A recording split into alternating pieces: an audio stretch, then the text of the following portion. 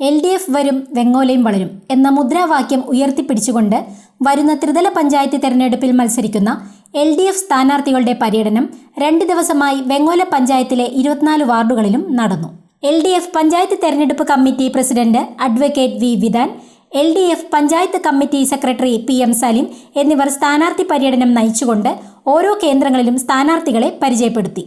വെങ്ങോലയിൽ ഇടതുപക്ഷ ജനാധിപത്യ മുന്നണി അവതരിപ്പിച്ചിട്ടുള്ള മുഴുവൻ സ്ഥാനാർത്ഥികളെയും ഉൾപ്പെടുത്തിക്കൊണ്ട് വെങ്ങോലയുടെ മുഴുവൻ മേഖലകളും കവർ ചെയ്തുകൊണ്ട് ഒരു പര്യടന പരിപാടിയാണ് നാം സംഘടിപ്പിക്കപ്പെട്ടിട്ടുള്ളത്. ഇതിന്റെ ആദ്യ ദിനം ഇന്നലെ പെരുമാനിയിൽ നിന്നും ആരംഭിച്ച് വിവിധങ്ങളായ സ്വീകരണ സ്ഥലങ്ങളിലൂടെ സഞ്ചരിച്ച് നിരവധി ആളുകളുടെ സ്വീകരണ ആശീസ്സുകൾ ഏറ്റുവാങ്ങിക്കൊണ്ട് ഇന്നലത്തെ പര്യടന പരിപാടി ഈച്ചറൻ കവലയിൽ സമാപിക്കുക. അവസാനം പഞ്ചായത്ത് പ്രസിഡന്റായത് ഈ അല്ലപ്പുറ നിവാസിയായ ഒരു പൊതുപ്രവർത്തകനാണ്. അദ്ദേഹത്തിന് 1 വർഷമാണ് കിട്ടിയത്.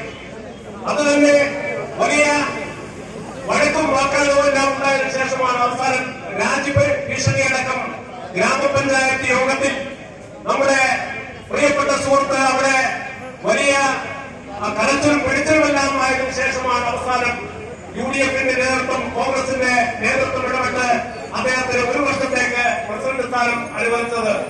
അതിനു മുമ്പ് ഷിഹാബ് പള്ളിക്കൽ 1.5 വർഷക്കാലം, അതിനു മുമ്പ് 2 വർഷം അമീദ് എന്ന് പറയുന്ന ഒരു പൊതുപ്രവർത്തകൻ, കോൺഗ്രസിന്റെ നേതാവ് 2 വർഷക്കാലം ഇരുന്നു. ഇത് കോൺഗ്രസിന് മാത്രം സംഭവിക്കുന്ന കാര്യമാണ്. താളമേള അകമ്പടിയോടെ ഓരോ പര്യടന കേന്ദ്രങ്ങളിലും സ്ഥാനാർത്ഥികൾ എത്തിയപ്പോൾ വമ്പിച്ച ജനാവലിയോടുകൂടി പ്രവർത്തകർ സ്ഥാനാർത്ഥികളെ സ്വീകരിച്ചു.